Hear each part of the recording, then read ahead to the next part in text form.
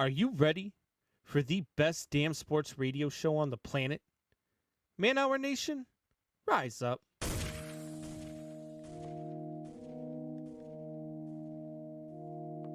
You know on the beat every time, no. I would like to personally welcome you to Man Hour After Dark. Say that thing. While I bring you the host, Mike, Buck, and Cone. You know who coming to the stage sports talk than what you about to hear right here. I second that. Go.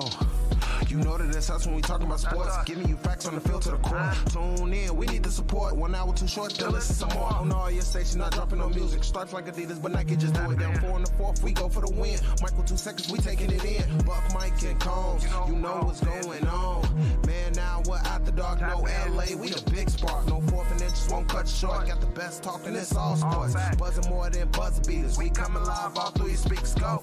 And what is up, Man Hour Nation? Michael Buckasha here with the Man Hour. Head over to manhourradio.com and check out the merchandise page. And of course, use promo code SUNSET till the end of the week. I got confirmation is the end of this week that promo code is officially over. Tonight's episode is brought to you by Thrive Fantasy. Head over to thrivefantasy.com and use promo code MANHOUR and they'll match up to $50 on your first deposit. That is thrivefantasy.com, promo code MANHOUR. You can also download that on Android and iOS devices. One thing you cannot download on iOS devices, that's Brandon BC Combs. What's going on, Combsy? What is going on, Michael Buckheister? What is going on, Man Hour Nation? 313 The Flash, Belly Up Sports, all the people over in the UK. What is going on? Buck, did somebody pee on your Cheerios today, man? You sound a little down and out opening up the show. You're just like, what's up, Man Hour Nation? Like, put some bass in your voice, man. We are Man Hour. We are live. There's no work right now. There is no wife. There is no kids. There is just you, me, and a whole lot of sports talk, baby. Yeah, I mean, sorry to come in all week and stuff. It's just this week's kind of off with football practice being late because fall break and whatnot. Which, first things first, Combs, did you guys have fall break when like you were in school, like a random 2 weeks off in the middle of like October? No, no, man. Like, no, me neither. Kids get so much extra time off now. Like, what is there's an April vacation now. Yeah. What the hell is an April vacation? Where was that when I was a kid? I mean, we had spring break, but that was like 3 days in like late March, and that's about it. Yeah. But, you know what else kids get the benefit of now? Man, there's a lot of hot teachers that sleep with their students, and there was none of that when I was a kid, man. I mean, you'd have to go gilf range on high hike on that if you wanted some of that action.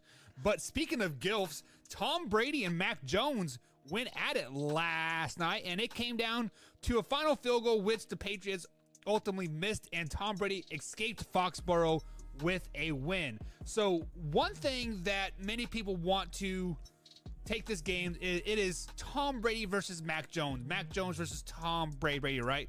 So, Combs, let me ask you this question right here, right now. We saw Mac Jones take leaps and bounds last night and go toe-to-toe with the Buccaneers. Is Mac Jones the next Tom Brady, Combs? No. I don't think there is a next Tom Brady. I think it's going to be a very, very long time before we see anybody go to 10 Super Bowls and win 7 of them. But I will say that last night actually felt like a passing of the torch. It felt like it gave Patriots fans some closure, right? It felt like it gave the Patriots fans the ability to say, all right, we cheered you on. Now it's time to boo you. Now it's time to cheer for our guy, which is Mac Jones. And he played pretty well. Yeah. And that Patriots defense played really well against the Tampa Bay Bucks. I think it hurt the Bucks a little bit that Gronk was out because that hurt with Tom Brady's number one target being out. That always, puts you in a different, set of circumstances with your playbook when you're used to going to one guy and now you got to find some other guys, right? Yeah, but exactly right. But it really felt like this was Mac Jones' passing of the torch. This was his coming out party. Now, I still don't think that they're better than a 8, maybe 9-win team at the most. And I still feel like he's going to have some growing pains. But I feel like he can lead this team for the next 10 to 15 years if he stays healthy. I think he's good enough. I think he's smart enough. I think he's strong enough. And God darn it, we like him. Yeah. Is Mac Jones more You didn't likable? get that reference, did you? No, I didn't. It was kind of the old Saturday Night Live skit. Say it to yourself. I'm good enough. I'm strong enough. And gosh darn it, people like me. Do people like Mac Jones though more than Tom Brady like right now? No. I think that people in New England were able to get past that last night. Where now they're rooting more for Mac Jones than they are for Tom Brady. I think last night it was kind of a mix. People were still kind of confused. And by the way, I won that bet with that over-under of the combination jerseys. There were there were so many of those combination jerseys last night. It wasn't even funny. It was actually kind of sickening. It was like, hey, guy, come on. That's not your guy no more.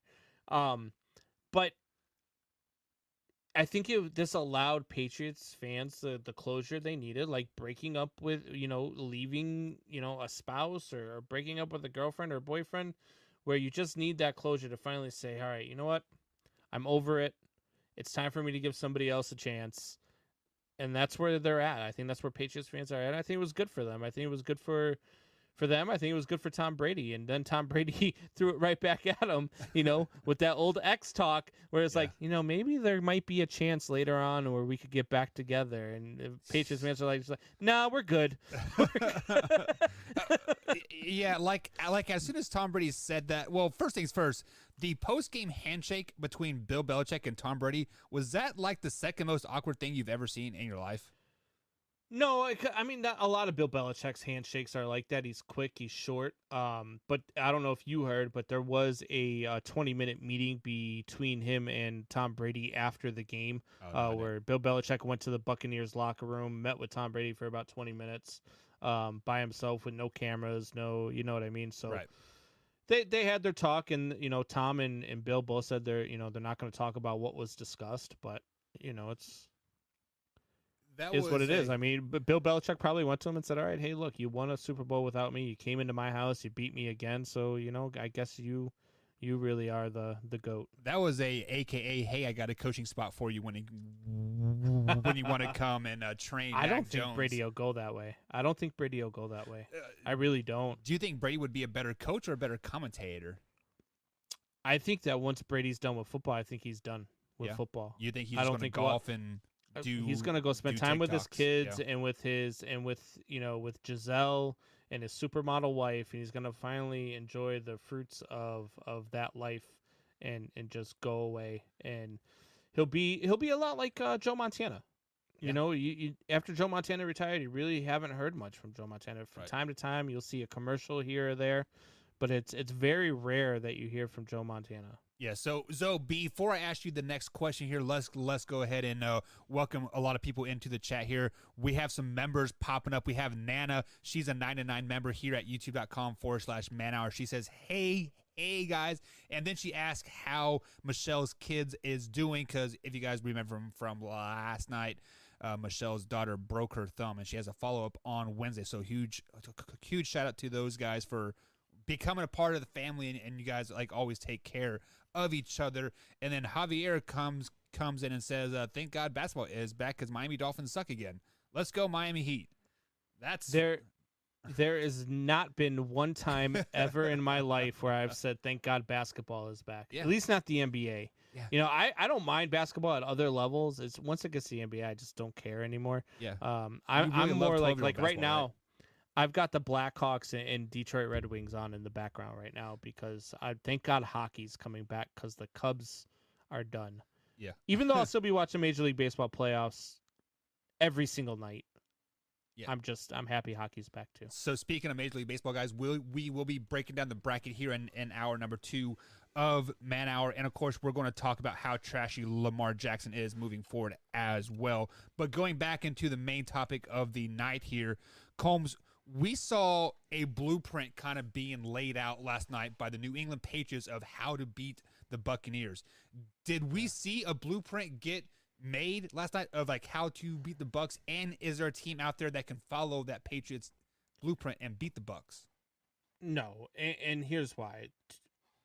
probably a handful of reasons, right? And one being this wasn't a normal night under any circumstances. This was the time where the greatest quarterback of all time was going back to the franchise that he made what they are today.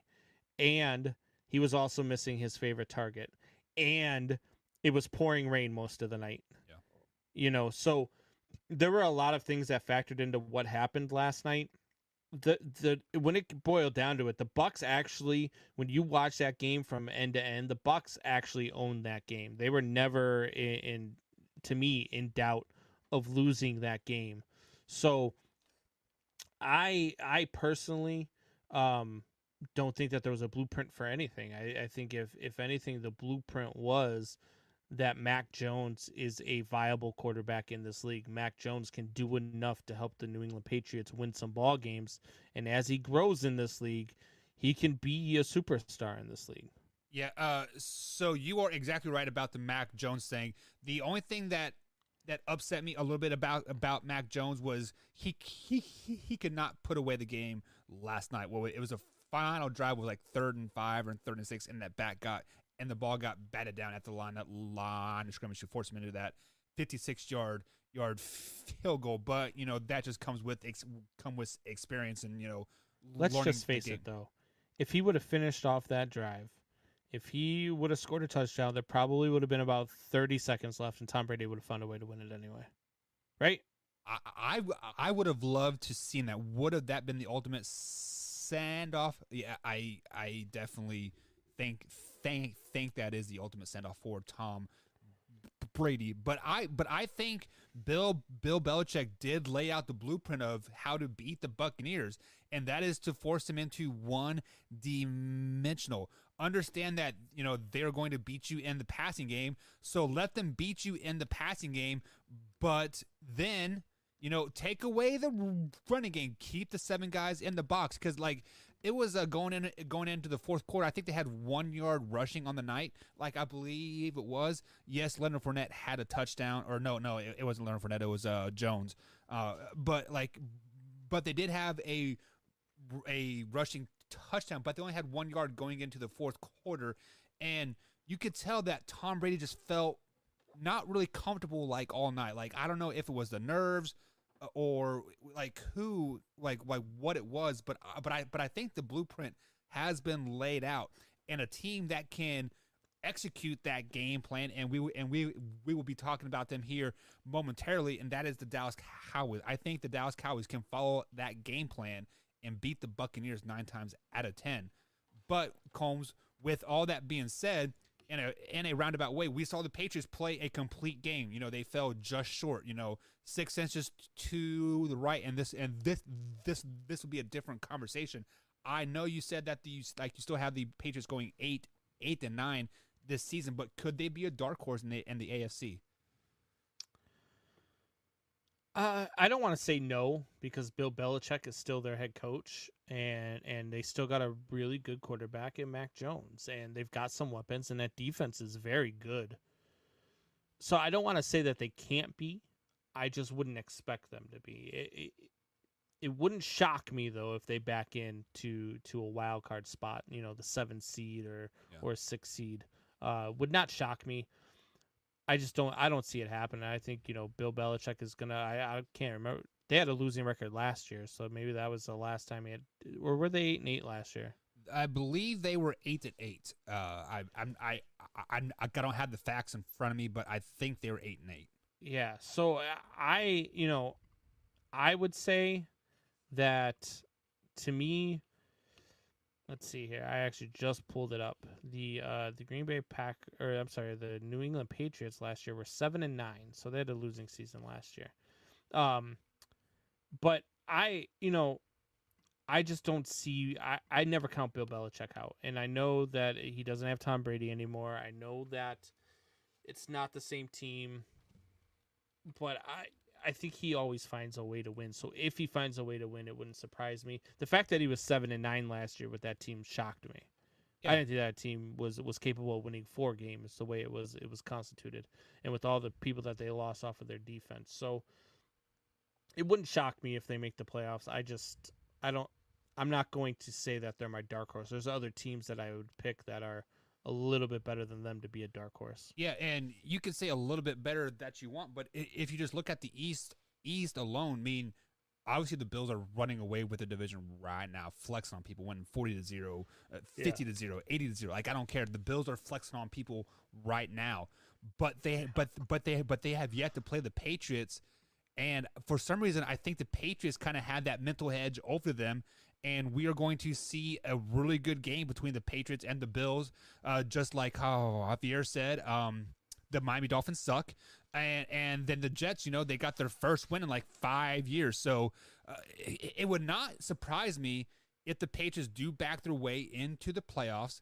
But I feel like the Patriots are a team, if you let them into the playoffs, if they slide in there and they battle all season, they're going to make some noise in the playoffs. And yeah, but see, they had the Bills number, and they were in their heads when Tom Brady was there. But last year, the Bills were 2-0 against them.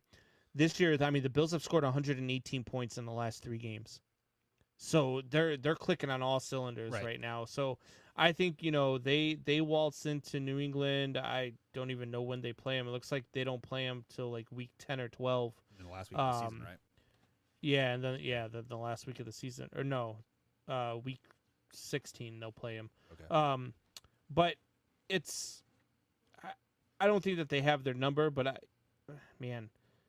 I think the Bills would be heavily favored in those games. And I totally agree with you, but we also saw the Jets game, but they played the Saints last week, right? No, they played the Titans. That's right. They played the Titans, and the Titans were heavily favored in. That's where you get the term any given Sunday. Any given Sunday, anything can like happen, and I like the Patriots when you give that any given segment here. So yeah, on the guys, we are running the behind the scenes footage tonight as well. Drew is over there, and he says that Monday Night Football is being postponed at the moment due to thunderstorms with severe lightning. Aren't the Chargers stadium inside? Yeah. Why would it be? They got a dome. Yeah. Why would it be? I mean, I guess if they had the roof open. Did they have the roof open? Yeah. And now, because it does, once you have one of those roofs open, it does take some time to close that dome.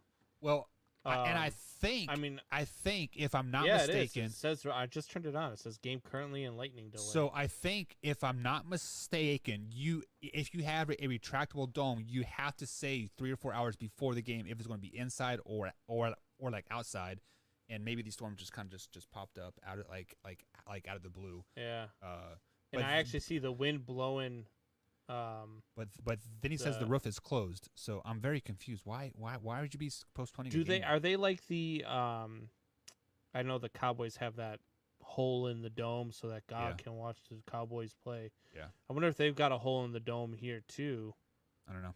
Yeah, I can't imagine why it would be delayed by lightning inside. Yeah. I don't. But yeah, so if you guys are thank you for tuning into Man Hour though, because this is where all the happens. And speaking of the God's team, America's team, the best team in the NFL football, hands down, the Dallas Cowboys, man. Last Sunday, Combs, Zeke ran for 143 yards on the ground. The Dallas defense is stepping up and flexing on people, aka Diggs. He has 5 interceptions in just 4 games. He has more interceptions than his brother has catches this season. Fun fact. But let's flip to Dak Prescott. Dak Prescott is looking great, after suffering that horrific injury last season. Combs, should Dak Prescott be the MVP frontrunner right now after 4 weeks of football? Yeah. I mean, I think you're kind of sleeping a little bit on Matt Stafford if you say, that he's at least not in the conversation. I think that we're kind of sleeping on Derek Carr if we say he's not in the conversation. So actually, no. You know what? I'll say no. I would put it on Derek Carr, depending on what he does tonight. I mean, if he goes up and has another good game against the Chargers in LA and beats the Chargers in LA, I would have to give it to Derek Carr right now, being 4-0 and playing the football that they're playing over there in Las Vegas. I would definitely, yeah, I'd put Derek Carr as my front runner. Yeah, I mean, we spoke on this like a little bit last week, a lot as well, and obviously Derek Carr is having a great season. Matthew Stafford's having a great season. Aaron Rodgers the last 2 weeks has had a great season, like as well. But every time you think of MVP, I have to revert to what I said last time. It's the best player on the best team, and yes, the Raiders are 3-0 or 4-0 right now, right? Possibly going to go 4-0 after tonight. But let's just be honest. The Raiders are the most overlooked team in the NFL. When's the last time they've done anything? 2002 when they had like Tim Brown and Rich Gannon and those boys. Yeah, and they won the Super Bowl. Yeah. So it's been almost 20 years since they've done anything. And when you speak on the Dallas Cowboys, that is America's team. That is the Dallas Cowboys are the best, or not the best team, but the richest team in the NFL. So let's say Derek Carr and Dak Prescott had the same exact stats. The teams had the same exact records. Who is the nod going to go to? Prescott. Why? Because he's with the Dallas Cowboys, America's team. What will make you more money if you are if you are the NFL? And that's Dak Prescott winning the MVP. That's why he is the front runner right now. Well, I mean, there's another guy we're overlooking here, and that's the guy that we talked about a little bit, whose team has put up 118 points in the last 3 weeks, and that's Josh Allen. Yeah. He's leading a very high-powered offense. I believe he's leading the league in touchdown passes. He's got 9 of them. Shoot, he has like 9 of them in one game versus the Dolphins. Yeah. So, I think there's a lot of guys right now that are in the conversation. And that'll thin out. That herd will thin out as the season goes, and we'll have a clearer picture. But right now, I have a hard time not talking about Derek Carr when it comes to that. And I think he's been underrated for a long time. Yeah, so Javier says Dak Prescott will get hurt in a few weeks and he has money on it. How the hell do you have money on an injury? Like, that's... Because Javier bets on everything, and that's how I know that Dak Prescott is going to have a flawless season with no injuries, because Javier bet on it, and when Javier bets on something, he loses every single time. Yeah. So Dak Javier, Prescott, let us know. Go ahead. I'm actually going right now. I'm going to the sports book right now. Here's going on my phone. Where is all right, Dak Prescott MVP. $3,000 I'm putting on this thing right now. Do it. but yeah, I mean, Javier, be honest. When's the last time you won that bet? Because you bet what the Hurricane, or like the Miami Hurricanes would beat who, Combs? It was you two had a bet. I can't remember. Yeah. He had the yeah. I don't think he has won a bet all Notre season. Dame. Notre Dame. Yeah, Notre Dame. Yeah. But I don't think he has won a bet all year. No offense, Javier, but your betting picks are just as good as mine, and I mean, mine are pretty bad. Let's just be honest about that. But that guy, it could be Alabama versus North Dakota State. That guy would try to bet me $500 that North Dakota State's going to win the game. Yeah. Hey. You know what? When it pays we out love 1,000, you, Javier. like when it pays out 1,000-1, and that one time you win out of the out 1,000, you got to do it, right? I mean, shit. Wow. I agree. Why not? So speaking of that, you got to do it, man. The Pittsburgh Steelers, Ben Roethlisberger, Ooh, Big hold Ben. on. Hang on, real quick. I just saw the comment on YouTube. Damian Dresser. There's another guy we're forgetting about in that MVP conversation. Kyler Murray. Oh yeah, I mean they're averaging 35 points a game, and they just beat a team with a defense who we've been talking about as the best in the league. No. And he not put up we, 37 you. on them. Not we. Oh, you've been talking about the Rams as the best in the league too. Don't start. Oh, I thought you meant the Cardinals are the best team in the league. No, I've been talking all since before the season about the Cardinals being the best in the league. But they went out and did what they did to the Rams and put up 37 on that Rams defense. That was impressive. Yeah, you are exactly right. But like I said, the Arizona Cardinals fall in that Raiders category, kind of like, what have you done for me lately? And that's nothing, right? I mean, hell, when's the last time the Cardinals have went to the playoffs? But don't you think it's more impressive if Derek Carr, so you were talking about same stats, same record at the end of the year. Isn't it more impressive that Derek Carr did it with less weapons than what Dak Prescott has. Dak Prescott's got a ton of weapons. I would definitely concur with you on that 100%. And I think Derek Carr should win the MVP if they were head to head. But you have to think outside the box, like who even votes for the NFL MVP? So you have to think like the idiot writers who vote for the NFL MVP. So you have to think who will make more headlines in the offseason, who will make you more money, and that's Dak Prescott and the Dallas Cowboys. Combs, look at this. Anytime I put Dallas Cowboys, hashtag Dallas Cowboys in our YouTube, we almost always double the views and comments on every show.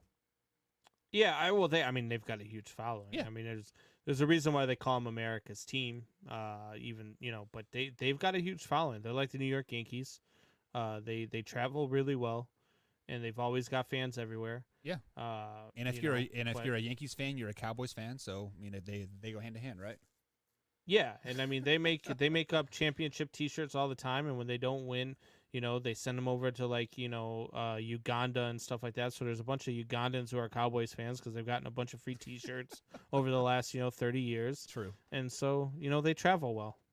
Yeah. So going back to what we were talking about before, Kyler Murray got brought up, and that is Big Ben Roethlisberger and the Pittsburgh Steelers. The Pittsburgh Steelers, guys, they have a top-notch defense right now, championship caliber defense per se.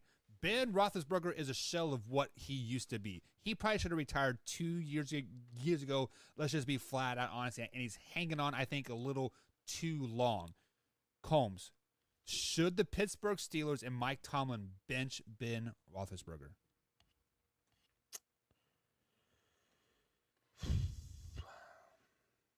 Who's the backup? We have Mason Rudolph and Dwayne Haskins. No. Then no. No, you should not bench Ben Roethlisberger for Dwayne Haskins or Mason Rudolph. I would strongly consider, and I know we've talked about this before, but I would strongly consider making a play for either A, another veteran guy, or B, I would make that play and try to get Deshaun from Houston. I think having him go to Pittsburgh with Mike Tomlin and with the offense that they have, I think it would work. I think he would make them instantly a contender again in the North. So, with that being said, obviously, I think Deshaun Watson right now is off the table because you're in week 4 of the NFL season. Deshaun Watson, I haven't heard any trade talks or anything with that for him right now whatsoever. But there is a name that is out there that looks like a Ben Roethlisberger-esque type quarterback, and that's Cam Newton. So if they were to bench if they were to bench Ben Roethlisberger, go after Cam Newton, I think. But this is why you cannot. Go ahead. Why Cam Newton? Cam Newton is just not.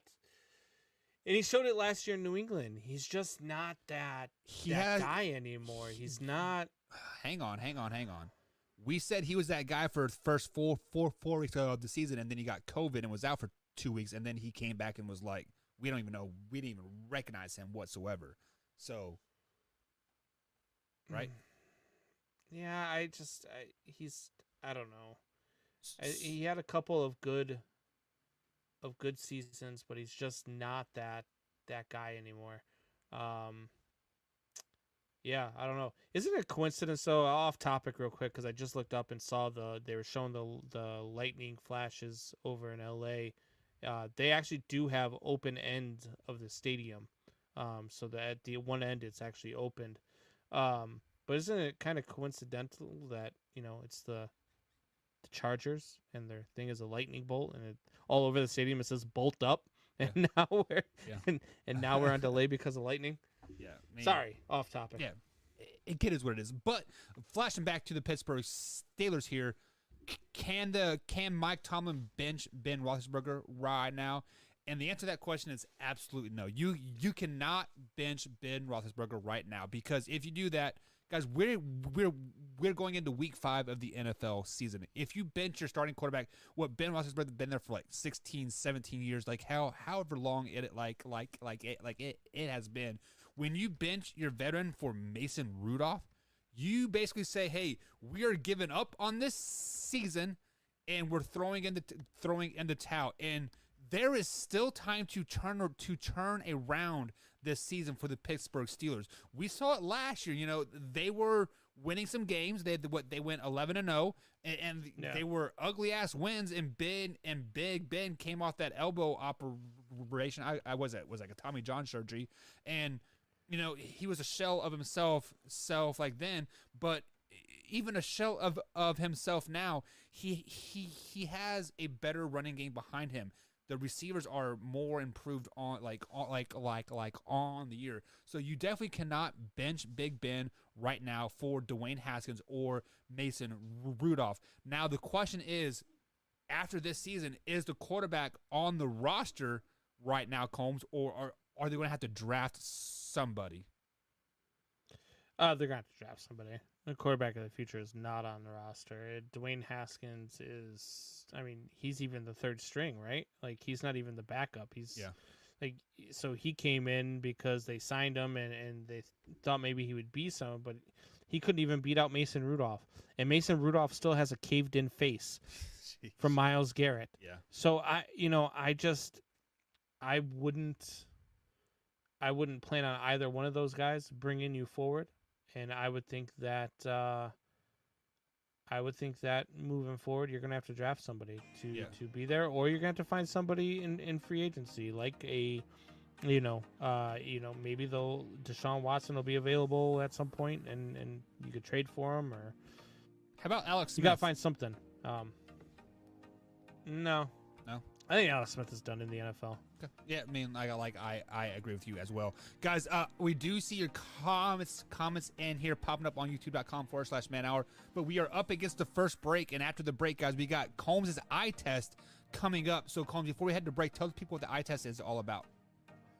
So basically, the eye test is just something that I'm noticing, something I want to rant about. Last week, it was, it was my Bears and the horrible, head coach that is Matt Nagy.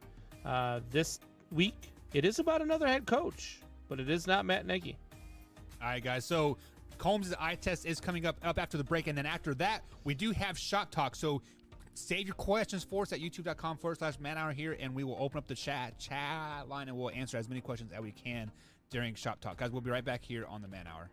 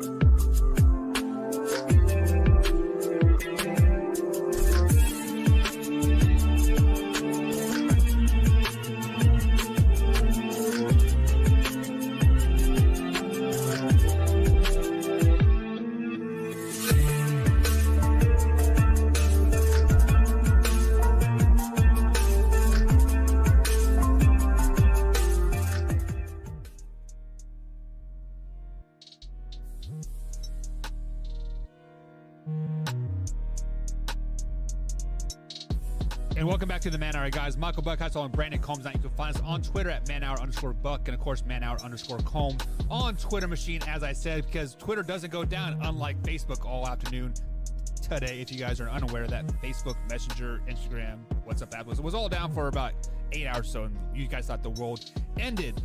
But that is not on Combs' eye test. But what is on Combs' eye test? You'll find out right now. Combs, oh, you big guy. All right, Man Hour Nation, what is going on? It is time for the eye test. And last week we talked about Coach Matt Nagy and how much of a horrible head coach he was, how he needed to get rid of the play calling, how much he sucked. This week I'm going to talk about another head coach. And that head coach happens to be Urban Meyer. Urban Meyer, not only is his team now 0-4, but after the game, he goes to one of his restaurants and says that a group of young ladies want to take his photo, so he's posing for photos and doing photo ops with them. And then there's a viral video that gets out there that this young lady is grinding all over him, dancing in his lap. And while all of this is going on, while this video is going viral, his wife tweets out, "And all of this while I'm here babysitting." Urban Meyer, you're a freaking scumbag. You really are. I mean, not only, one, are you married, you're a father, and you're a head coach in the National Football League. And you put yourself in a position like this. And to sit there and say, "Oh, I was just, taking photo opportunities. I was just, doing that, doing the..." Stop.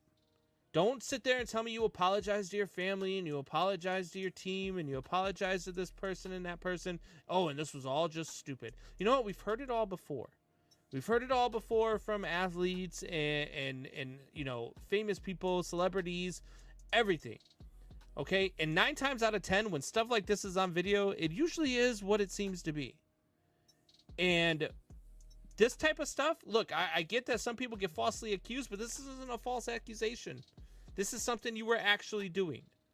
And you were doing whatever, letting this girl do whatever, having video of it surface while you have a wife and kids at home.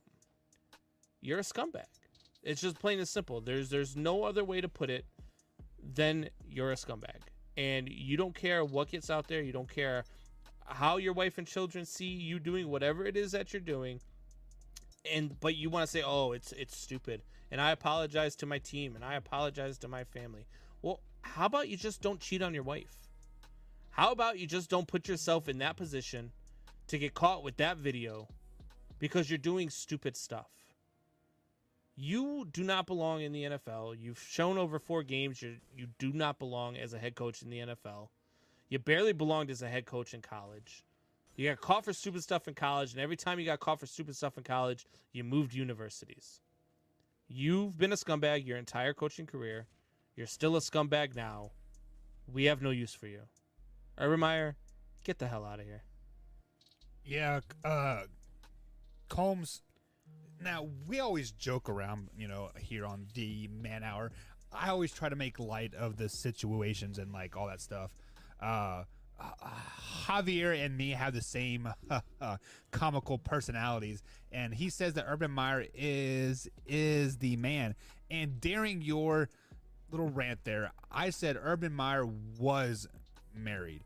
If his wife stays with him after this, something is either really, really wrong, or they're just staying together for publicity's sake, for the image test. Much like why Hillary Clinton and Bill Clinton are still together, simply just for the eye test, right? And when you do this, you fail the eye test. You fail the eye test as a human being. I would never think about talking to somebody else while I'm married. Obviously I talk to people like every day, but not crossing that line. Right. Does that make sense? And yeah, and then people are saying how Javier said, well, maybe he's just trying to get out of his marriage and out from his wife. There's other ways in from cheating. Yeah, simply say, "Hey, I want out." Right? Talk to her. Be honest with her. Yeah. Do the things that you vowed to do for her. Do the things that you've done. I've been in that position where you don't want to be in a marriage and in a relationship, and I've been on the other on the receiving end of it as well, and it sucks, man. Why can't you just be a human being, talk to the person, Yeah, and figure it out, and look.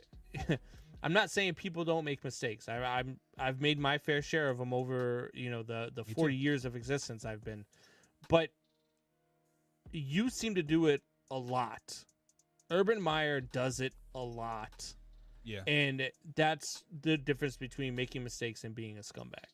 yeah. And just to add to your point there, the reason why he does it a lot because he consistently gets away with it. It gets swept under the rug.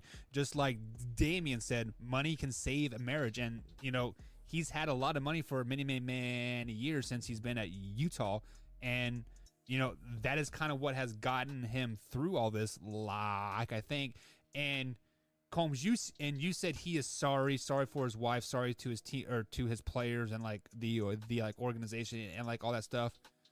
Guys, people are only sorry when they get caught. I hate to go down this road here right now, but it is time to be somewhat serious. He is only sorry because he got caught. Let's just be flat out honest about that. And I see people saying he is under pressure and like all this stuff. Well, go home and have your wife grind on you. Yeah. I don't know, man.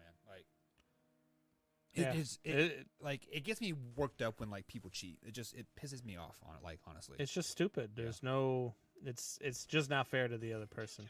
Yeah, and so I've got no room for it either. Like I don't even look. There's the whole when you've got friends and blah blah blah, and sometimes things and you're not supposed to say anything because you don't want to be in that situation. Like I'm not that guy. Like if I know that one of my friends is cheating on his wife, I'm gonna be like, look, man, you should really talk to her, and I'm gonna talk to him. You got to be honest. Same thing if I know a female is cheating on her, you should be honest with that person. Like it's just not.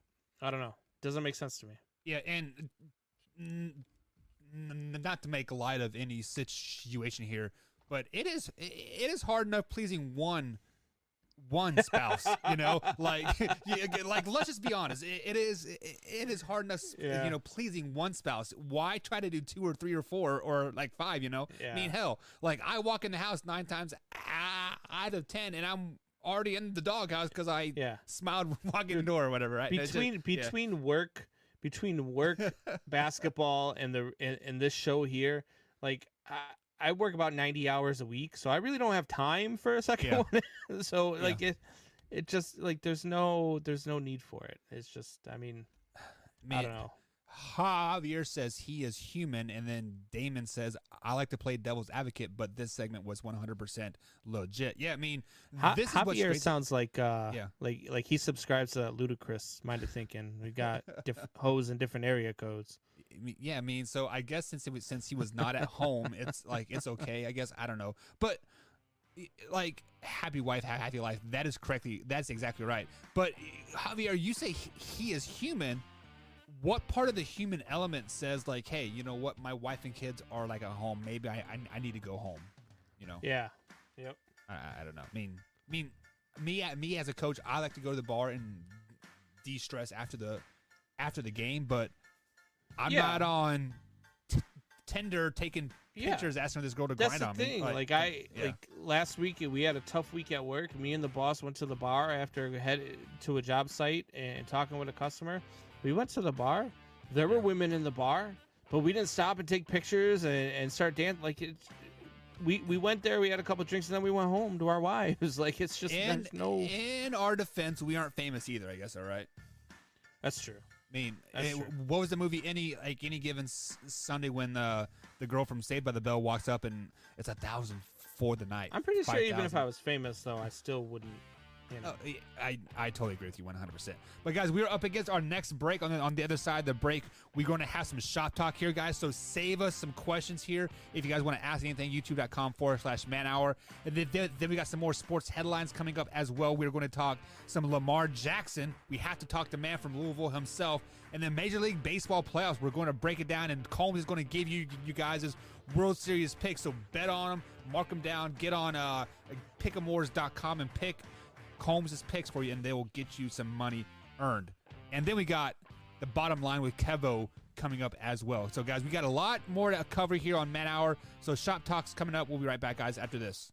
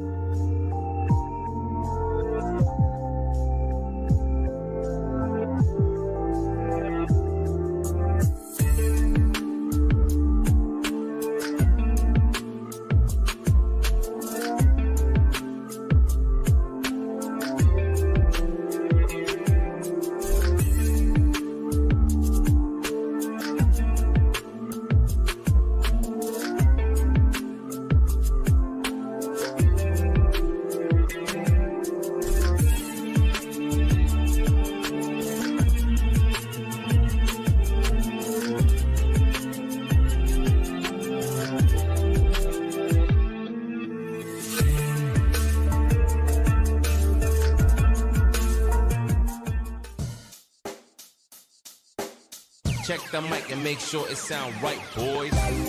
And welcome back to the Man Hour, guys. Michael Buckeyes along with Brandon Combs and I. If you have missed any part of the show whatsoever, simply head over to youtube.com/Man Hour and hit that subscribe button and hit that bell icon and notification all, as we have started doing clips every 3 hours, 24 hours a day, 7 days a week, 365 days a year. So if my math serves me right, guys, we're uploading like 8 clips a day, 8 or 9 clips a day. So definitely giving you guys tons of content over there on top of the live shows as well. So it is time for Shop Talk. Shop Talk is brought to you by Eats Sunglasses, YeatsOriginal.com. Link is in the description. You can use promo code MANHOUR to save yourself 10%. Yeats is the best sunglass you ever put on your face, but half the price of Oakley's. So with that being said, Nana is off to bed. Nana, good night. We love you as well. And then Javier says he has money on the White Sox. Did you talk? Oh, great. There go the White Sox chances. Yeah. Way to jinx them, Javier.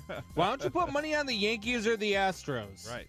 Or the Cardinals. That'd be great. God. Yeah, the Cardinals. I would love for you to put money on the Cardinals. What were you going to say? Did you talk to Nana about the segment we wanted to have?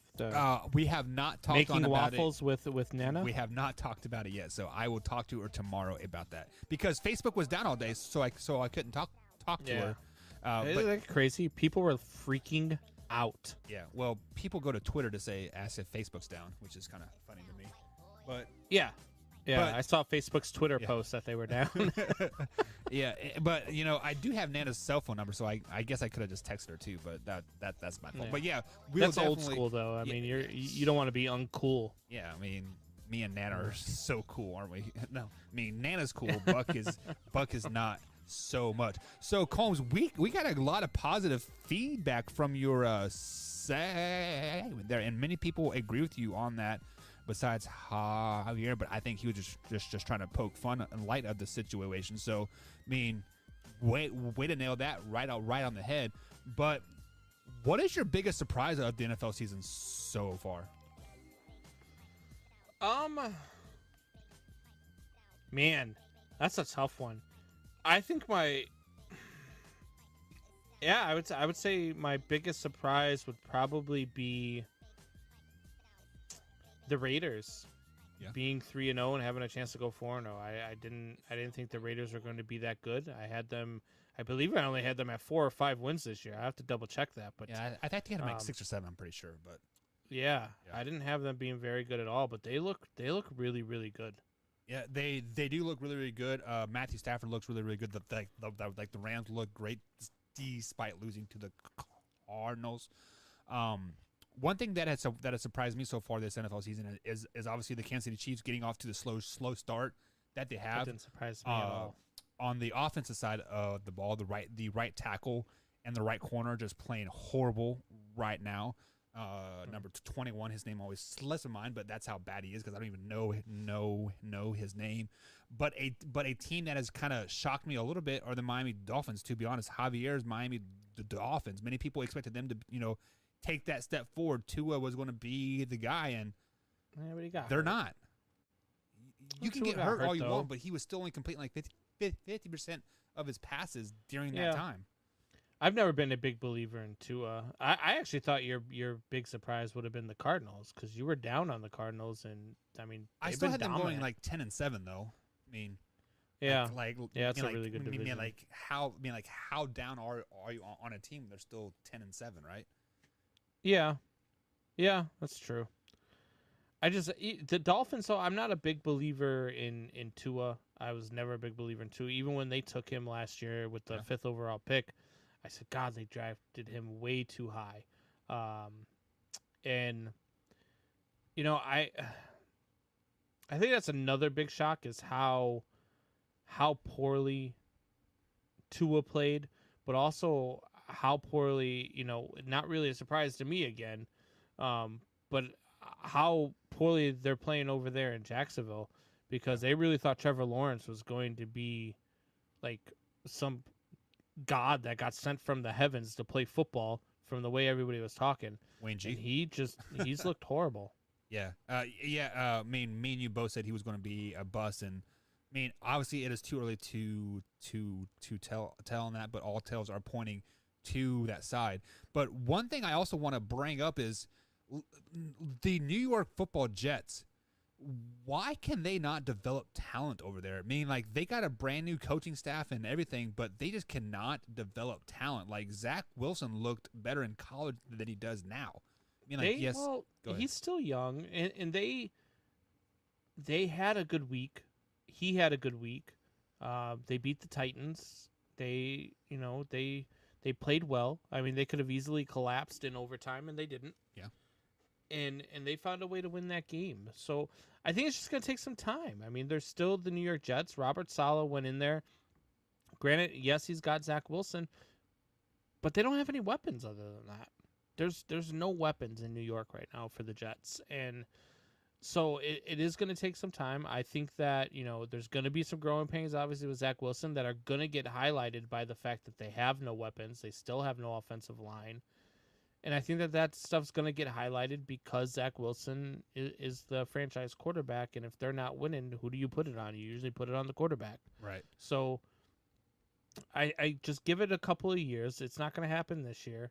But give it, I would say probably by 2023, 2024, this team is going to be put together, and they're going to be a pretty good AFC East team. So you're telling me in 2 years' time they will be a playoff-bound team? Yeah. Yeah, 2 years time we'll be talking about them possibly being a wild card team or maybe even a contender in the AFC East. So if they do not become a wild card team by that time frame, the 2023, 24 season, is Robert Saleh out of there? Yes, and he should be. You should go in there and you should be able to develop and start picking a team. And you've got some draft picks, you've got some capital, you've got the ability to go sign free agents. You've got a quarterback, you've got a franchise quarterback. You should be able to, and I think Saleh will. I really like Robert Saleh. I really like the way he coaches. I like his mentality. I really think he's going to thrive, and I think he's going to turn around that Jets organization. So Javier says Zach will get better. He is just a rookie. Give him time. I agree. I mean, like, I agree with that as well. I think all rookie quarterbacks should sit a year, but Wayne G gave, or no, I don't agree with that. Was it Wayne G or Subas? I can't remember. I think it was Subas gave us the stats that sitting a quarterback doesn't give you any more advantage, or vice versa. Yeah, he came with some great stats with that argument. So with that being said, how much time do you give a quarterback, period? Like, I don't care if he's a rookie or if he's a It depends veteran. on the How much time organization and the do you give him? situation. Yeah, it depends on the organization and the situation. Like you've got to look at it realistically, right? So the Jets are a perennial 1 or 2 win team. They haven't been in a good organization for a long time. Yeah. And you've got to improve little by little. So, this year you want to see maybe 4 or 5 wins because now you've got your franchise quarterback. And I think they can do that easily. I think they might actually still win 6 or 7. I think that next year you want to see progression. You don't want to see, fall back to 4 or 5 wins. You want to see progression. So win more games than you won this year. And then the following year, by that time, you should be a 10-win, 11-win team. You should be able to get better every year. And if you're not getting better, then something's wrong. And you have to take a look at it. You have to look at the whole situation, though. We can't just blame Robert Saleh. We can't just blame Zach Wilson. Are they giving Robert Saleh and Zach Wilson the pieces that are needed to win? Is the GM doing his job? Is ownership giving the GM the capability to get the pieces in there? And that hasn't always happened with New York. That hasn't always happened there, and so you have to look at that. We give Deshaun Watson a big pass because he's been with that crap show up in Houston. We say he's a top 5 quarterback in this league, and he is, but he hasn't won a lot of games lately. Right. And that's because he's in a really bad situation. So we have to see that the Jets are willing to turn that situation around. And if they give Saleh the pieces, if they give him the go-ahead, if they give Zach Wilson the pieces, and they perform, great. If they don't, then yes, then we can put it on them. Yeah, and then Javier comes back and says, "Look what Sam Darnold is doing. He's better. He's better because he's not in that crap-ass organization called the New York Jets and with Adam Gase. Let's just be honest there. Not only that, but he's better because, the Panthers really didn't play anybody in the first 3 weeks. Right. And now they're starting to see some defenses, and we saw what happened when they went to Dallas. They were still able to put up 28 points. Don't get me wrong. They were Without still Chris McCaffrey. They still hung in there. No Christian McCaffrey is a huge hit, so they could still be a decent team. Their schedule isn't overly tough, so I could still see them being a 10 or 11 win team.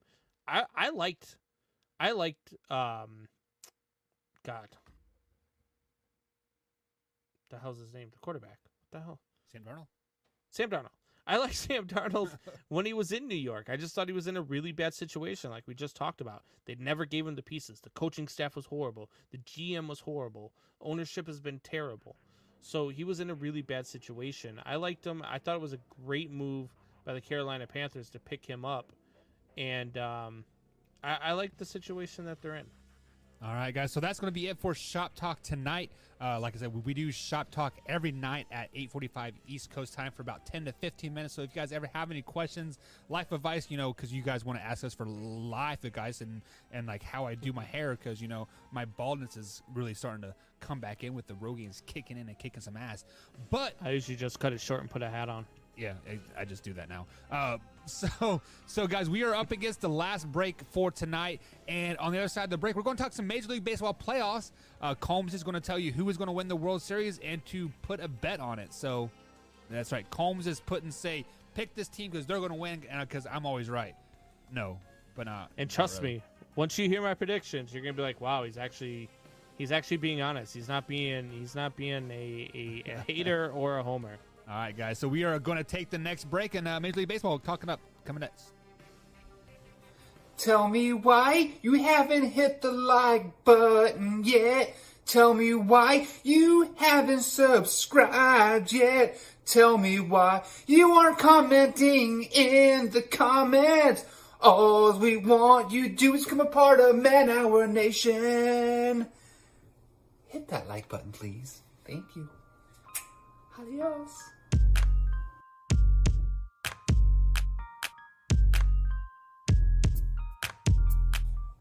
What's up, Man Hour Nation? Coming up here next on the Man Hour NFL Power Rankings with Graham Wallace. At Bus Wallums on the old Twitter machine. Check him out. But right now, guys, hit that like button, share this with a couple friends, and be sure to comment. It helps the channel more than you ever know.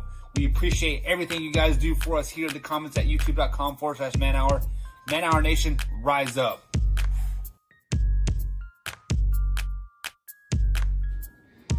Damn, man, let me borrow some money. Now, Philly, what do you need money for now? I be losing all my money on the pursuit of fantasy football, yo. I just need like 10 more dollars on my sheesh. Again, I told you to stop playing that site. You simply go to pick'emwars.com, link in the description, and you get to play for free. So you telling me I can play for free? That means 0, and Wilson Man Benjamins, yo. Listen, yeah. Give me some of that free dough. You know what I'm saying? Oh. Head over to pick'emwars.com and pick your games for free and win real money. Link in the description. Check it out.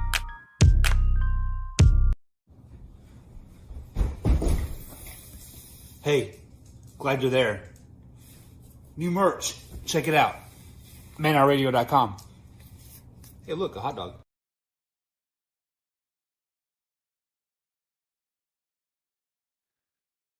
Man Hour Nation brought to you by Brooks Roofing and Siding. Contact them at 812-868-7663 or online at brooksroofingin.com.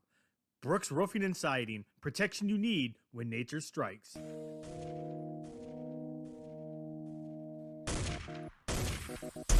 And welcome back to the Man Hour, guys. Michael Buckheis along with Brandon BC Combs here tonight. My man BC Combs. You can find us on the Twitter machine at manhour_buck and of course manhour_combs. And you can follow the actual Man Hour show on Twitter, man_hour_radio. You can also find us on facebook.com/manhour sports talk and of course youtube.com/manhour. All the socials are like out there when we try to be active each and every day over there. We are also live here on youtube.com/manhour every Sunday through Thursday, 8 p.m. East Coast time. And if you miss any part of the show whatsoever, you can also find us on podcast form, iTunes, Spotify, and iHeartRadio. And then we're also on 313 The Flash, Belly Up Sports, Midwest Sports Talk, and of course, UK Sports Talk as well across the pond every Monday through Friday throughout the day there. So guys, follow them on Facebook if you like to rewatch the live shows. But Combs, Major League Baseball playoffs is officially upon us, man. And honestly, this is the most exciting part of baseball. Opening day is good. The All-Star break's good. You know, the push for October is good. Just like we had a four or five team tie going into the AL wild card. But nothing about October baseball. Like October 8 baseball is the best, hands down. Do you concur with that at all?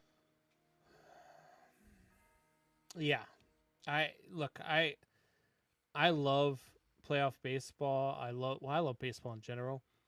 I think hockey is still the most exciting playoffs that we have out there in any sport. I think football is probably the most intense But baseball to me is just the most fun. Like the strategy, the chess match, Yep. I just love this game so much that the Cubs have been out of it for 3 months now, and I still like every night I'm tuned in, and I will be again for these playoffs as well. Yeah, so the first round of wild card play starts October 5th here, and we do have the Boston Red Sox take on the New York Yankees. So this is a one game play-in game, and the winner of this game will play the Tampa Bay Rays. So Combs, I got to ask you this question: who do you got winning this game, man, and why?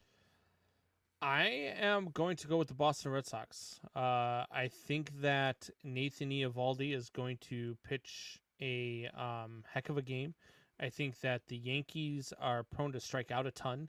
Not having their God, why do I do this with names? I don't know why. And I know these names. I know who the hell they are. And I don't know who you're talking about either. Sorry, I God. can't help you here. But not having their second baseman, and I don't know why I can't think of his name. But that's going to hurt them. I mean, he is their spark plug of that offense, and they strike out at a high rate. And Garrett Cole has not impressed me when it comes to big games. So I'm going to go with the Red Sox. I think Xander Bogaerts is going to have a big game. I think this is going to be an 8-4, 8-5 type game. And I think that the home team's going to do it. I think that they're going to be mad that the Yankees wanted them. And they're going to tell the Yankees, all right, you want us? Come get us. Yeah, so I was actually going to ask you that. Like, is there such thing as being pissed off in the baseball realm and makes you play DJ the better? LeMahieu. DJ LeMahieu. I remembered his name. Okay. Sorry, go ahead. Yeah, so is there such thing as playing pissed off in baseball that makes you play more aggressively and better, or anything to that effect, like in other sports? You mean like bulletin board material? Yeah. I mean, I think that there can be those times where you're just going up against those teams, or maybe even another player that you just don't really get along with, and that you just don't like. And I think that can have an effect on how you play. I know for myself, I've never played obviously at the major league level, but playing through high school or playing, in men's leagues and stuff like that. Anytime I'm playing against a team that I used to play for, I always seem to play better. Anytime I'm playing on a team that said they didn't want to pick me up or didn't have room for me, and then I find some other team to go play for, I always seem to have a better time against them. So going up against teams that you just don't like, or teams that give you a reason to want to play better, Yes. which the Yankees did by saying, hey, we want Boston and we want them in Boston. We want to come into their house is what they said. And now they're getting it. And I think Boston is, if I'm going with consistency and if I'm going with bats that I trust to actually make contact, I'm going with the Boston Red Sox over the New York Yankees, and that's going to be my pick for this game. Yeah, and so if that pick does hold true here, we do have a ALDS matchup with the Rays versus the Red Sox. Who would you got winning this series, and why? Man, it's going to be a dogfight. And I'm going to go with the Tampa Bay Rays. I just think that they are a better team. I think that they play more consistent baseball all around. And I think that they would just come out on top. I think that they're deeper in their pitching staff than the Boston Red Sox are. So I'm going to go with the Tampa Bay Rays. I think it'd be a 6 or 7 game series, though. Or I'm sorry, no, it's the DS. So it would be a 5 game. Yeah, probably be a 4 or 5 game series. Probably a 5 game series. And Tampa being the home team in game 5. I'm going to go with Tampa. Yeah, so Combs has taken the Tampa Bay Rays in 5 games over the Boston Red Sox in the ALDS, moving us to the top of the bracket, where you do have the Chicago White Sox take on the Houston Astros. Like, man, Combs, this seems like a matchup kind of made in heaven almost, to be honest with you. Yeah, look, I really like this White Sox team. I've been high on them even before last year. When I was doing the show with Soup Boss, we were talking about teams that we saw up and coming, and we both picked the Padres to be better last year. We were both right about it. We both said that the White Sox were going to be an early arriving team, and they made the playoffs. We were right about that. This team is ready to win, but Tony La Russa is going to screw it up for him. This is going to be another 5-game series. This ALDS is going to be fun all the way around to watch. It's going to be another 5-game series, and it's going to come down to a late innings, and Tony La Russa is going to pull the wrong trigger. He's going to pull the wrong trigger. He's going to end up having, he's going to end up having either, what he's going to do is he's going to pull in somebody to come in and try to shut it down to bring it to the closer spot, and they're going to end up blowing up, and that's going to be Craig Kimbrell. Craig Kimbrell is more comfortable in the closer's role, but for whatever reason, he sticks with Hendricks and having Liam Hendricks in the closer's role. And that needs to be flip-flopped. Hendricks will thrive in a setup role. He lives for moments like that. And his mental makeup is better than that of Craig Kimbrell's. Craig Kimbrell is better off in the closer's role, but he hasn't done it yet. And he's not going to change his ways in the playoffs, Tony La Russa. So that's what's going to end up costing the White Sox. Houston Astros win this series. So the two picks that you have done in the ALDS, Javier has gone against you. He says, though, the Red Sox are going to beat the Rays. That's how I know I'm right. And the White Sox are going to beat the Astros. And then he says, I'm getting paid with the White Sox and leave Tony La Russa alone. He's a vet. He's a vet that should have took his last DUI and stayed at home. Let's just be honest, right? And that's how I know I'm right. Javier says I'm wrong. Alrighty there. Javier, Combs. get your money ready, buddy. Get your money ready. So that takes us to the ALCS. You do have the Astros taking on the Rays. This is a 7-game series. Who do you got winning, Combs? God, I'm going to throw up in my mouth by saying this. I'm going to go with the Houston Astros. I'm going to go with the Houston Astros in the upset. Look, I know the Rays have been the best team in the American League all season long. And there's no reason for me to go against them other than the fact that the Houston Astros just seem to be that team this year that want to prove everybody and get that whole scandal behind them and prove to everybody they can win, blah, blah, without it. Although instead of trash cans, now they're whistling from the dugout and all this other stuff. So I think that that's the route they want to go with it. And I have this gross feeling about this entire playoffs. And we talked about this before. I'm going to throw up in my mouth when I say this, but the Houston Astros are going to the World Series. Yeah, so Houston Astros are playing baseball again in November, and if Javier has it his way, they won't be playing past the second week of October. So we will see who is right on this moving forward. But then that takes us over to the NL side, and the NL wild card, we do have the Cardinals take on the Dodgers. The Dodgers is a 101-win team, and the Cardinals are in the playoffs because they got hot late. Combs, who wins? Oh, God. I just chowed down 2 hot dogs in between breaks, and they're about to come up. Relish, that's weird. They're about to come back up, though, because I'm going with the St. Louis Cardinals. I just feel this team, they just don't go away, man. And even though I think that Max Scherzer is going to outpitch Adam Wainwright, I still feel like this is going to be a 0-0 or 1-0 game heading into the 7th inning. It's going to be a bullpen game. And I like the Cardinals bullpen a little bit more than I like the Dodgers bullpen right now. And God, that sucks for the Dodgers to win 106 games and go home after one game. But I think that that's where we're going to be at. The Cardinals just don't go away. They won't leave me alone, Buck. And I don't think they're going to leave me alone now, so I'm going with the Cardinals. Yeah, the Cardinals have kind of been your enemy all season long, and Javier says the Dodgers my entire life, the Dodgers they've been my enemy. I hate the Cardinals with a passion. So let me ask you this questions. If this was a 3-game series or a 5-game series, would the Dodgers win this game? Or Yes, the Dodgers would win the series. Yeah, any lengthy series, I would take the Dodgers. 1-game playoff, anything can happen. And I know it's Max Scherzer. I really like the Dodgers. I really like what they're doing. It wouldn't surprise me if the Dodgers come out and win this game 11-2 either. But I don't know. There's just something about the Cardinals. I don't see them going away. There is a such thing as getting hot at the right time, and the Cardinals are hot right now. What they won like 13 games in a row or 14 games in a row. It was absolutely crazy. So It was like 19. Oh, they won 19 games in a row before they found the Cubs took 2 out of 3 from them this weekend. Yeah. Well, either way, they're hot. They're playing good baseball right now, and Combs has them going forward to play the San Francisco Giants, and that takes us exactly where we're at here, Combs. The Cardinals and the Giants in the NLDS at the bottom side of the bracket. Who do you got? I already threw up in my mouth once, and I'm gonna ride the hot hand. I'm gonna go with the Cardinals and the Giants. They're pretty much the same team, right?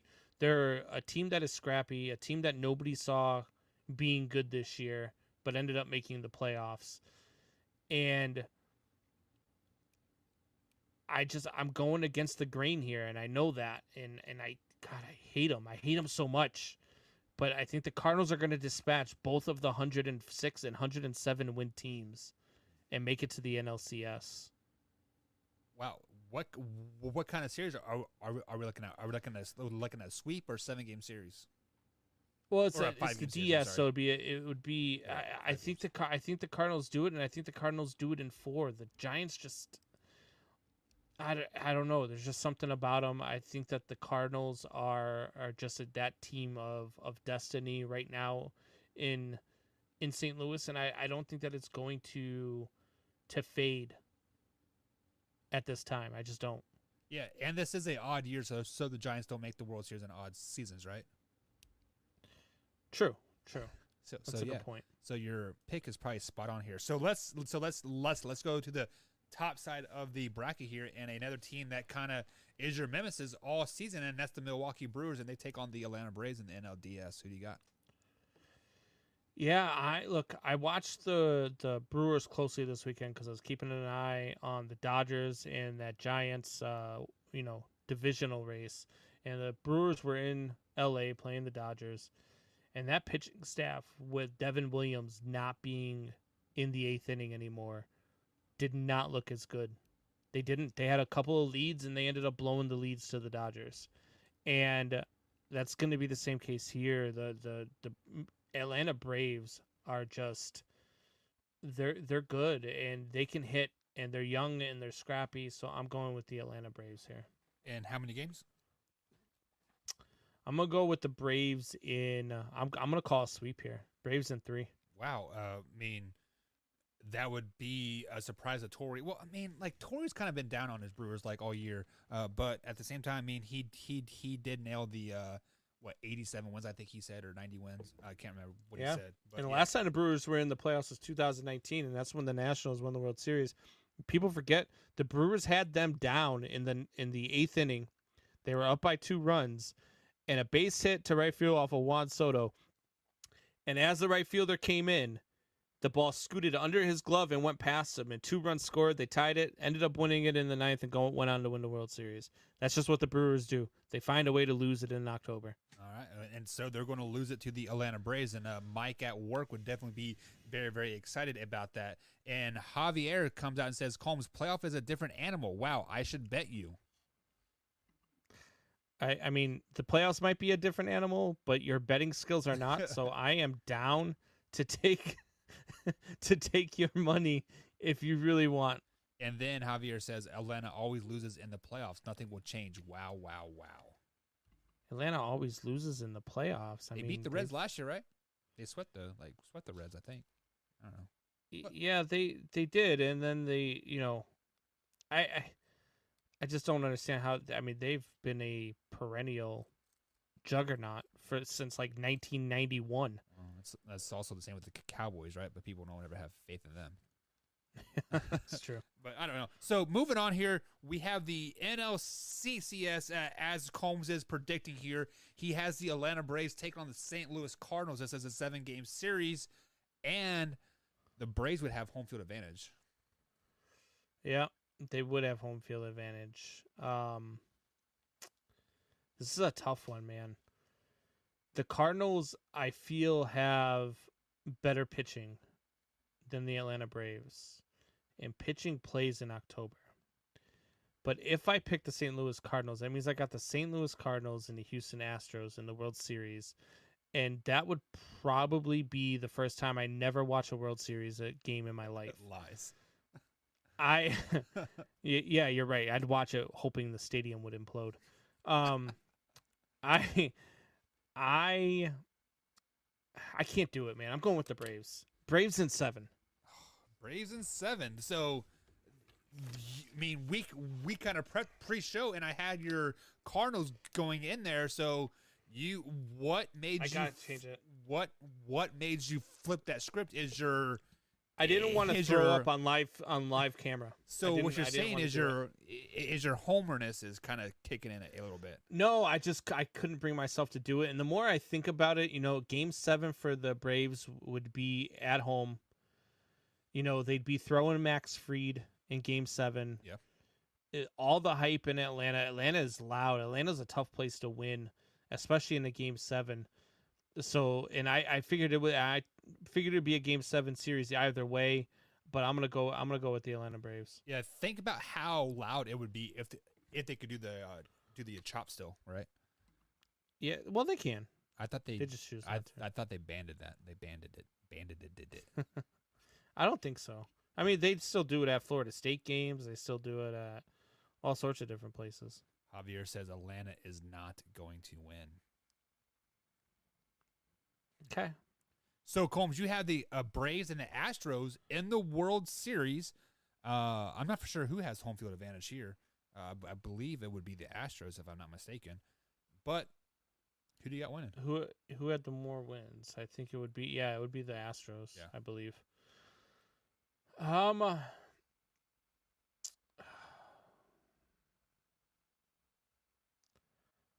This is a tough one, man. I didn't plan any of this out. I told you I didn't have time to actually look at it and go through it. So after I actually look at it and go through it, I might have a completely different. I might have a completely different bracket.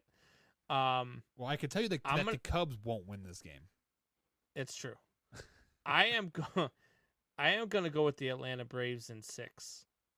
I'm gonna go with the Atlanta Braves in 6. I think the Braves pitching is about the same as Houston's, and I trust their bats a little bit more. They've made some good moves. They made some good moves at the trade deadline. I know they lost Ronald Acuna Jr., but they made those moves, and it's really kept them afloat. So I'm gonna stick with them. I'm gonna say the Atlanta Braves are your World Series champions this year. I've been watching the Braves a lot here in the last month to 2 months because a buddy of mine at work is a huge like Atlanta Braves fan, and I like talking baseball with him at work. But one of the most underrated trades or pickups that the Braves did earlier in the season here was they picked up Soler from my Kansas City Chiefs. He has been on a complete tear since he has arrived in Atlanta, batting well over 360 on the season since he's been at the ATL, and he has World Series experience like as well with the Royals. Like just a few years ago. So that's why I like the Braves in this just because they've been kind of sneaky good. Like all season long. They've been kind of flying under the radar per se. And they're kind of in a battle with the Phillies here, like the last week or 2 weeks of the season, and they pulled it out. So and Ozzy Albies really stepped it up after Acuna went down. Yeah, and he's been sneakily one of the best players in baseball, and nobody talks about him. So I'm with you. I really have a good feeling about the Braves. Yeah, and it kind of lines up perfectly for them because, like the Brewers, they're not a horrible team, but they're not a team built for the postseason. Just like you said, Combs. I'm taking your words. Well, they were before their setup guy went and punched a wall. Right. And the Giants and Cards don't really excite me. The only team that excites me is the Dodgers there, and I think I agree with you on that. Is like they cannot win a one game playing game versus the Cardinals. I just I don't have faith in that. So Right. So Combs has the Atlanta Braves winning the World Series over the Houston Astros in, you said 7 games, right? Or no, 6 games. Sorry. 6 games. Yeah, so mark it down. Combs is never wrong, guys. So if you are playing some bets, go ahead and get it in there. But, guys, it is time for the bottom line with Kevo here. And unfortunately, Kevo had some things happen in his personal life, so he is unable to make it tonight. So we are going to replay the first episode ever with the bottom line with Kevo here. So he didn't have his mic set up then because, he kind of had some difficulties right before the game started, or right before the show started. So sit back and relax and enjoy the bottom line with Kevo. And then at 10:05, guys, or actually be about 9:55, we do have the after hours show starting as well. So, guys, sit back and enjoy some bottom line with Kevo, and then join us with the after hours here in about 20 minutes as well. It's number one. One thing I noticed, I read a couple articles, and I was working on an article, decided not to kind of go through with it, but basically talking about the draft stigma that is given to certain quarterbacks. Quarterback number 1, for example, we'll talk Deshaun Watson. What was the big thing out of him, or the one knock, right? He won championships, or a championship. He, beat Saban. But the knock was, we don't know if he can look past his first read. And it's funny because Robert Griffin got the same knock. Lamar Jackson got the same knock. Michael Vick, same knock. Jameis Winston, same knock. And the thing about Jameis Winston that was crazy was, like, of all prospects, he's not the one that, should have been getting that knock. Of all of them that I just named, Jameis was kind of like, he was considered that kind of can't miss. But even then, it was like, we don't know after the first read if he's capable of making good decisions. But we didn't hear that from Mark Sanchez or Marcus Mariota or, the dude Jake Locker from Tennessee. So it's just funny because you kind of see the difference in the portrayal in these certain quarterbacks, and there's just something we have in common with all of them. And I don't necessarily like it. I'm not really a huge fan. I'm also not someone who tries to make things super, super serious. So we will go into with the next topic of something a little less serious. It's kind of more funny. But this is the one where it's kind of like when I have a chance, I do like to bring attention to said topics so that, it's a conversation to be had. That's the whole point of my podcast, is to spark genuine, progressive conversation. It's not to convince anyone of anything or the other. It is purely to spark genuine, progressive conversation. So, Kev, this is something that I myself, I've talked about on this show in the past as well. And one thing for me as a Bears fan, we did a draft night show. I was super excited when they traded up and drafted Justin Fields. And the night that they passed on Deshaun Watson to go get Mitch Trubisky, the second they announced that pick, I turned off the TV. I went to bed. I was angry.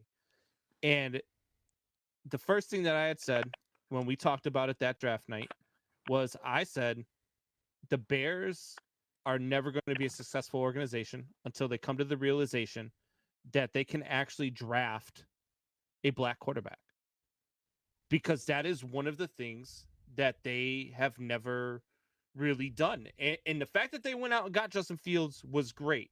Now they've got to go get the coach that can actually coach him. That would be a huge benefit for him. But you're right. I mean, that it has been, something that they had, has been a problem when it comes to, the mobile quarterback, the black quarterback. It's always been something that they've talked about. Can they read? Can they do this? One of my knocks on Justin Fields coming out of college was he tends to hold on to the ball too long. And that's still a knock I have on him now in the NFL, is that he's got to learn how to get rid of the ball a little bit quicker. I don't know if that stigma ever goes away though, because this has been one of those leagues where it's progressing. I mean, we're starting to see a lot more mobile quarterbacks. The mobile quarterback is really starting to take over this league. So I don't know if it'll continue to be a thing. But why do you think that has been a thing? So we got no volume coming out of you right now, Kev. Yeah, so I think it's been a thing is because of all the players that you said there, Michael Vick, Jackson, etc. Like these haven't been pocket passers per se. Lamar Jackson as an NFL quarterback still can't. Yeah. Still cannot throw out of the pocket. Let's just be flat out honest. And he is one of the trashiest quarterbacks in the NFL because he is a running back playing quarterback position. You stop with the blasphemy right now. He does this every time, Kev. But every time we talk Lamar. But I don't think that stigma will ever get away just because when you see these high-profile black quarterbacks, they are on teams like Ohio State. They're saying Justin Fields cannot read his second or third spots on the field. He didn't have to. He had the best freaking receiver on the field. It was wide open. Why do you want to throw him to second receiver? You don't have to. So the only way that this stigma ever goes away is if, I don't know, the next 5 or 6 years, the best athletes, let's say Michael Vick, Justin Fields, Lamar Jackson, Patrick Mahomes, they all go to Division II schools that don't have the best athletes, and then they still dominate with a pocket style type of approach. That's the only way the stigma will ever go away. Kev, this is your segment. What are your thoughts? And so you're absolutely right. I don't think the stigma is going away, and that's because the top tier athletes aren't going to Division II schools or Division III schools. Also, if I want to be honest with you, I'm a little bit on the train with you on Lamar Jackson as far as a quarterback, but we can talk about that later. Yeah. No, facts. I think that he's a great football player. I'm not gonna call him a great quarterback. That's that's another conversation for another time next week. But my thing is back to Combs when you ask why I think that is. I think naturally, people tend to fear or cast off things that they don't understand or that they don't, like things they can't figure out, right? They don't understand. We call people like Kyrie Irving weird because what he's saying doesn't match our normal opinion. The NFL for so long has been a league where winning one type of way works. It used to be ground and pound. My quarterback didn't have to be that great, but I needed to have a great running back and dominant in the trenches, offensive and defensive line. And it wasn't until somebody decided, okay, yeah, I don't mind being the crazy one, to change the game. Now it's a passing game. It was stagnant quarterback. There was a time where Phillip Rivers, Drew Brees, Tom Brady, Eli Manning, Peyton Manning, Ben Roethlisberger, like look at the quarterbacks I'm naming here, stagnant quarterbacks. And someone said, well, I'm going to go get this Vic kid, or I'm going to go get, there's a quarterback in the NFL has just been something that when you're looking for, and this is every position, honestly, in all sports, when you're looking for a quarterback, what are you looking for? Well, I don't want 5'11", Kyler Murray, unless he can do ridiculous things no one else can do. I want 6'6", Josh Allen with huge arm, right, huge potential. And the black mobile quarterbacks don't fit that. And when people are really, really good with their legs, and you have to find, and all they do is make plays, but in the world we live in, you got to find something. You want to say, oh, he's running because here's the biggest thing with Deshaun Watson. He holds the ball too long. But before that, it was, at first they said he can't read past the first read because he would look, if it's not open, he would take off. If he saw man coverage, he pretty much would drop back to take off. They said, oh, he's not reading the coverages. So then he said, okay, I'm going to start reading the coverages. I ain't got no offensive line, but you want me to sit here and read the coverages? That's what I'm going to do. So then he holds the ball too long, right? It's lose-lose. But he had the whole press conference where he sat there, reporter asked him a question, and he highlighted exactly what he's looking at on the field. He says, if the safety comes down, you do this. If he stays up, you do blah, blah, blah, blah, right? And people praised him for it. But it's like, no, it was always there. But when he stood there and waited for the reads to come with no offensive line. He was holding the ball too long. When he took off because he had no offensive line, he can't make the reads. Yeah. And that's I don't just know what the something scouts were thinking about when they were talking about him not being able to do, because all I saw all throughout his college career was a quarterback that knew how to win ball games and a Absolutely. quarterback that was ready to come into the NFL and dominate the way that he did it against Alabama in that Yep. championship game. The kid was just a proven winner. I hate it. Like, God, I don't know how the scouts that said Trubisky is a better draft pick than Deshaun Watson still have a job. If they still have a job, I don't know. I don't know how it's possible. And it's crazy because when you get the quarterback position wrong in the NFL, when you're using a top pick, a number 1, 2, 3, first round, whatever pick on a quarterback, and you get that wrong, you set your franchise back 5 years every time you do that. Right. Yep. Okay. If the Bears would have went Watson, which the crazy part about that draft was like, I thought it was a no-brainer. I know I'm no scout and I know I'm no but I was just like, one, let's be honest, I didn't really know nothing about Mahomes. He was playing at Texas Tech. Nobody did. And he was a losing quarterback at Texas and he was Tech. losing. Average at But I'm best. watching Deshaun Watson do things to Nick Saban that the only other quarterback I've seen do that is Johnny Manziel, but he obviously doesn't have Johnny Manziel qualities, right? In terms of the immaturity and things like that. I was like, he says all the right things. He's got the body for it. He's mobile. He gives you things that a lot of quarterbacks don't. And he's well coached, right? At Clemson. And like you said, he was a winner. And I think that sometimes that's a bit overblown, but there's a reason why Tom Brady goes to teams. They go from 8-8 to Super Bowl winners. Like, there's something to be said about, such and such is a winner. Like, I think that term was overused with like Tim Tebow, but there's something. Tim Tebow was a winner, though. I mean, he never got a chance after winning with Denver. Yeah, look, listen. I'm not going. I don't care if you win a playoff game with 3 completions. I'm not putting that on you. And the whole, he's a winner though. No. Tom Brady wins them all the time with 3 interceptions. That's fair. That's fair. But Tom Brady also comes back from up 28-3. I mean, down 28-3, right. And Tom Brady does the stuff against the Seahawks. And when he gets the ball, it's over with. Even though the Seahawks should have won that one, by the way, that was nuts. So maddening. But back to the topic. I was so surprised that like Deshaun was not. Like, I thought it was obvious, and I'm a North Carolina fan, and Mitch Trubisky was solid in college.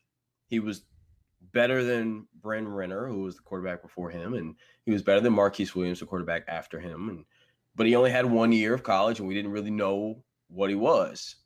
And I think that helped him. They thought, well, hey, he's closer to that prototypical what we want in a quarterback than Watson is. I think that's really what it comes down to. A lot of these owners are old school owners. A lot of these teams don't choose to have black quarterbacks. Virginia McCaskey's only 104. She's not that old school. So going back on topic here, while you were thinking, like my mind started to like spin here. When you think of a 6'5" white guy, what kind of position on on a football field or a basketball court do you think he is going to be? In my head, a quarterback and a post guy, right? When you think of a 6'5" black guy, what kind of player do you think he is going to be on the football field? A wide receiver. Yep. On the basketball court, a shooting guard, two guard. So with that being said, I mean, yes, it is a judgment by your height and color of your skin, but like I think that is why that mold will probably never be broken, because you will never get a 6'5" black quarterback. They will always be 6'3" and under. They will always, like, if you're 6'5" and over, you are playing basketball or wide receiver. Jamarcus Russell was huge. That is a big part of that is because, who's the black quarterback now who's pocket passer more so anything else? We're talking Teddy Bridgewater. Mahomes. And Mahomes, Mahomes is a unicorn. I really don't count him in any situations when we say these things. He's got the strong arm. He's got the mobility. He got to stand in the pocket and light you up. He doesn't count. We can't talk about him when we say these. So your But, pocket passer, Russell? Russell Wilson is pretty solid too, but is a pretty solid answer as well. But you got to remember, Russell Wilson be moving now. Russell Wilson holds the ball a long time, and a lot of his plays come off of he's just sitting there spinning around in the backfield, doing all this stuff, and defensive ends can't tackle him. In the Russell Wilson's defense, he holds the ball for a long time because they give him 35 seconds to throw it. Super long time. Yeah, his offensive line gives him a ton of time to throw it. I'm not sure. And your point about basketball, the NBA is a little bit different because, like JJ Redick is 6'4". Like 6'5" at this point is a shooting guard, and they want your point guard. You want big guys. Right. But football, absolutely. When I think 6'5", fast, I want you a receiver, especially if you got hands. But now these, it's all going to be about just because you're 6'5", if you play quarterback in college, I'm going to, you're going to draft to play quarterback. This is why Lamar Jackson played quarterback at Louisville for 2-3 years, however long it was. And then they were like, hey, do you want to come play wide receiver? Because, to your point, he had that body style of like, yo, he is super fast. Yeah. We can put him, and he was like, no, like I'm a quarterback. Hey, do you want to play running back? Prescott a pocket passer?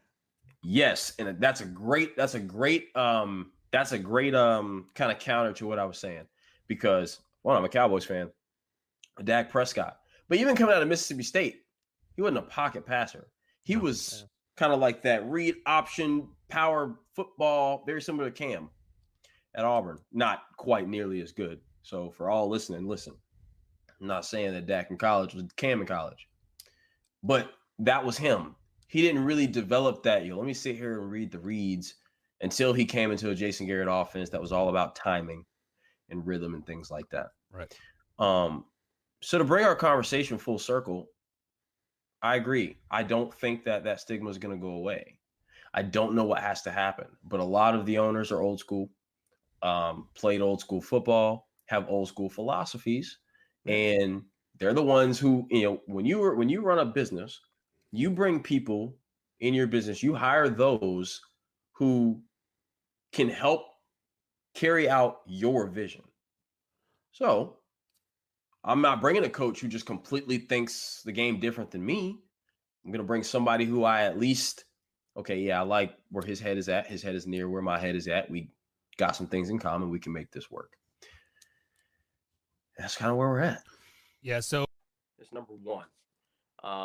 One thing I noticed, I read a couple articles, and I was working on an article, decided not to kind of go through with it, but basically talking about the draft stigma that is given to certain quarterbacks. Quarterback number one, for example, we'll talk Deshaun Watson. What was the big thing out of him, or the one knock, right? He won championships, or a championship. He, beat Saban. But the knock was, we don't know if he can look past his first read. And it's funny because Robert Griffin got the same knock. Lamar Jackson got the same knock. Michael Vick, same knock. Jameis Winston, same knock. And the thing about Jameis Winston that was crazy was, like, of all prospects, he's not the one that, should have been getting that knock. Of all of them that I just named, Jameis was kind of like, he was considered that kind of can't miss. But even then, it was like, we don't